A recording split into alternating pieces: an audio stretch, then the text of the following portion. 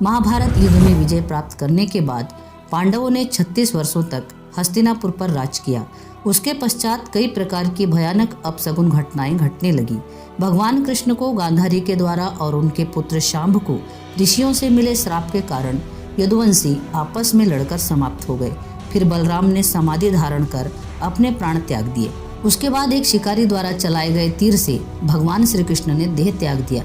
इस बात की सूचना जब पांडवों को मिली तो उन्होंने भी द्रौपदी सहित परलोक जाने का निश्चय किया। फिर स्वशरीर स्वर्ग की यात्रा के लिए प्रस्थान कर गए। दोस्तों, लेकिन क्या आप जानते हैं कि इस यात्रा में युधिष्ठिर को कई परीक्षाओं से होकर गुजरना पड़ा था? अगर नहीं जानते तो इस वीडियो को एंड तक जरूर देखिएगा और वीडियो को लाइक जरूर कर लीजिएगा। दोस्तों, आपको बता दें कि स्वर्ग की यात्रा पर निकलने से पहले युधिष्ठिर ने युयुत्सु को बुलाकर इस संपूर्ण राज्य की देखभाल का भार सौंप दिया और अभिमन्यु के पुत्र परीक्षित का राज्याभिषेक किया। इसके बाद पांडवों और द्रौपदी ने साधुओं के वस्त्र धारण किए और स्वर्ग जाने के लिए निकल पड़े। परंतु हस्तिनापुर से निकलने के बाद रास्ते में पांडवों के साथ एक कुत्ता भी उनके पीछे पीछे चलने लगा। यह देख अर्जुन, भीम, नकुल और सहदेव को बड़ा ही आश्चर्य हुआ। तब युधिष्ठिर ने उन्हें बताया कि ये मेरा स्वामी भक्त कुत्ता है।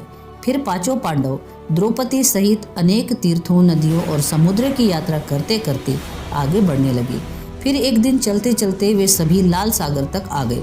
परंतु अंतिम यात्रा के समय भी अर्जुन अपने गांडीव, धनुष और तीरों का लोभ त्याग नहीं कर पाए थे, जिस कारण लाल सागर के पास अग्निदेव प्रकट हुए और उन्होंने अर्जुन से गांडीव, धनुष और तीरों का त्याग करने को कहा। तब अर्जुन को न चाहते हुए भी इन दोनों का त्याग करना पड़ा।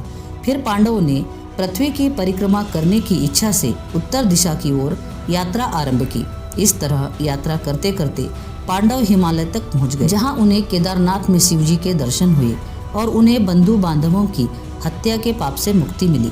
फिर भगवान शिव ने उन्हें स्वर्ग का मार्ग बताया था। पांडव आगे बढ़े तो उन्हें बालू से भरा समुद्र दिखाई दिया। इसके बाद उन्हें सुमेरु पर्वत के दर्शन हुए। फिर वे सभी स्वर्ग की ओर बढ़ने लगे।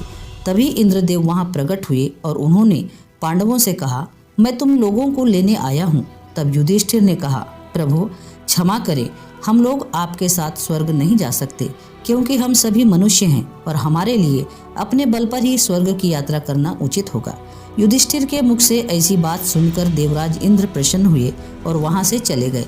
उसके बाद पांडव, द्रौपदी और कुत्ता तेजी से आगे बढ़ रहे थे। तभी द्रौपदी लड़खड़ा कर नीचे गिर गई। यह देख भीम ने युधिष्ठिर से पूछा कि द्रौपदी ने कभी कोई पाप नहीं किया, तो फिर ऐसा क्या कारण है कि वह सबसे पहले नीचे गिर पड़ी? तब युधिष्ठिर ने कहा कि द्रौपदी हम सभी में अर्जुन से ज्यादा प्रेम करती थी, इसलिए उसके साथ ऐसा हुआ। यह कहकर युधिष्ठिर द्रौपदी को देखे बिना ही आगे बढ़ गए। फिर थोड़ी देर बाद सहदेव भी गिर पड़े। फिर भीम ने पुनः सहदेव के गिरने का कारण पूछा। तब युधिष्ठिर ने बताया कि सहदेव किसी को अपने जैसा विद्वान नहीं समझता था, इसी दोष के कारण इसे आज गिरना पड़ा। इसी तरह कुछ देर बाद नकुल भी गिर पड़े। फिर भीम के पूछने पर युधिष्ठिर ने बताया कि नकुल को अपने रूप पर बहुत अभिमान था, इसलिए आज इनकी यह गति हुई। उसके थोड़ी देर बाद अर्जुन भी गिर पड़े। यह देख युधिष्ठिर ने भीमसेन को बताया कि अर्जुन को अपने पराक्रम पर बड़ा अभिमान था। अर्जुन का मानना था कि वह एक ही दिन में शत्रुओं का नाश कर देगा, लेकिन ऐसा वह कभी कर नहीं पाया और इसी अभिमान के कारण अर्जुन की आज ये हालत हुई है। ऐसा कहकर युधिष्ठिर आगे बढ़ गए।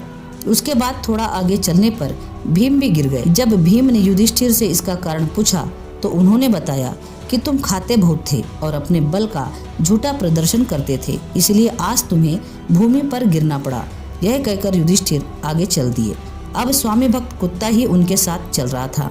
थोड़ी देर चलने के बाद युधिष्ठिर कुत्ते के साथ स्वर्ग के प्रवेश द्वार पर पहुंचे, जहां पर धर्मराज ने उन्हें यह कहते हुए रोक लिया कि युधिष्ठिर, तुम्हारे साथ यह कुत्ता स्वर्ग में प्रवेश नहीं कर सकता है। धर्मराज की बात सुनकर युधिष्ठिर ने कहा कि यह कुत्ता मेरा परम भक्त है, इसलिए इसे भी मेरे साथ स्वर्ग जाने की आज्ञा दीजिए। लेकिन उन्होंने ऐसा करने से मना कर दिया। परंतु काफी देर तक समझाने के बाद भी युधिष्ठिर कुत्ते के बिना स्वर्ग जाने के लिए नहीं माने। तब कुत्ते के रूप में यमराज अपने वास्तविक रूप में आ गए। दोस्तों, आपको बता दें कि युधिष्ठिर जिस कुत्ते को रास्ते भर अपना स्वामी भक्त कुत्ता समझ रहे थे, वास्तव में वह कुत्ता मृत्यु के देवता यमराज थे। युधिष्ठिर को अपने धर्म में स्थिर देखकर यमराज यानी कि धर्मराज बहुत प्रसन्न हुए। इसके बाद धर्मराज युधिष्ठिर को अपने साथ स्वर्ग ले गए। परंतु स्वर्ग पहुंचकर युधिष्ठिर को यह देखकर बड़ा ही आश्चर्य हुआ कि वहां दुर्योधन एक दिव्य सिंहासन पर बैठा है, जबकि उनके चारों भाई और द्रौपदी वहां नहीं है। तब युधिष्ठिर ने देवताओं से कहा, मेरे भाई तथा द्रौपदी जिस लोक में गए हैं, मैं भी उसी लोक में जाना चाहता हूँ। मुझे उससे उत्तम लोक में नहीं रहना है। तब देवताओं ने कहा, यदि आपकी ऐसी ही इच्छा है तो आप इस देवदूत के साथ चले जाइए, यह आपको आपके भाइयों के पास पहुंचा देगा। युधिष्ठिर उस देवदूत के साथ चले गए। उसके बाद देवदूत युधिष्ठिर को ऐसे मार्ग पर ले गया जो बहुत ही खराब था। वहाँ चारों ओर घोर अंधकार फैला हुआ था, सभी ओर लाशों का अंबार लगा हुआ था, सभी तरफ से दुर्गंध आ रही थी। इसके अलावा लोहे की चोंच वाले कौवे गिद्ध मंडरा रहे थे। वह असीपत्र नामक नरक था। वहाँ की दुर्गंध से तंग आकर युधिष्ठिर ने देवदूत से पूछा, हमें इस मार्ग पर और कितनी दूर चलना है और मेरे भाई कहाँ हैं? युधिष्ठिर की बात सुनकर देवदूत बोला कि देवताओं ने कहा था जब आप थक जाएं तो आपको लौटा लाऊं। यदि आप थक गए हो तो हम पुनः लौट चलते हैं। युधिष्ठिर ने ऐसा ही करने का निश्चय किया। परंतु जब युधिष्ठिर वापस लौटने लगे तो उन्हें दुखी लोगों की आवाज़ सुनाई दी। वे युधिष्ठिर से बार बार वहीं रुकने के लिए कह रहे थे। उन आवाज़ों को सुनकर जब उनसे उनका परिचय पूछा तो उन्होंने कर्ण, भीम, अर्जुन, नकुल, सहदेव व द्रौपदी के रूप में अपना परिचय दिया। तब युधिष्ठिर ने देवदूत से कहा कि तुम देवताओं के पास लौट जाओ। मेरे यहाँ रहने से मेरे भाइयों को सुख मिलता है तो मैं इस दुर्गम स्थान पर ही रहूँगा। उसके बाद उस देवदूत ने ये सारी बात देवराज इंद्र को बताई। फिर कुछ क्षण पश्चात सभी देवता भी युधिष्ठिर के पास आ गए। देवताओं के आते ही वहाँ सुगंधित हवा चलने लगी, चारों ओर उजाला हो गया। यह देख युधिष्ठिर ने देवताओं से पूछा कि हे देवगण, मुझे पहले ये बताइए कि ये सब क्या है। तब देवराज इंद्र ने युधिष्ठिर को बताया कि तुमने अश्वत्थामा के मरने की बात कहकर छल से द्रोणाचार्य का वध करवाया था। इसी परिणाम स्वरूप तुम्हें भी छल से कुछ देर नरक के दर्शन करने पड़े। अब तुम मेरे साथ स्वर्ग चलो, वहाँ तुम्हारे भाई और अन्य वीर पहले ही पहुँच गए हैं। उसके बाद देवराज इंद्र के कहने पर युधिष्ठिर ने देवनदी गंगा में स्नान किया। स्नान करते ही उन्होंने मानव शरीर त्याग दिया और दिव्य शरीर धारण कर लिया। बहुत से ऋषि उनकी स्तुति करते हुए उन्हें उस स्थान पर ले गए जहाँ उनके चारों भाई आनंद पूर्वक विराजमान थे। फिर वहाँ युधिष्ठिर ने भगवान श्री कृष्ण के दर्शन किए। फिर उन्होंने देखा कि अर्जुन उनकी सेवा कर रहे थे।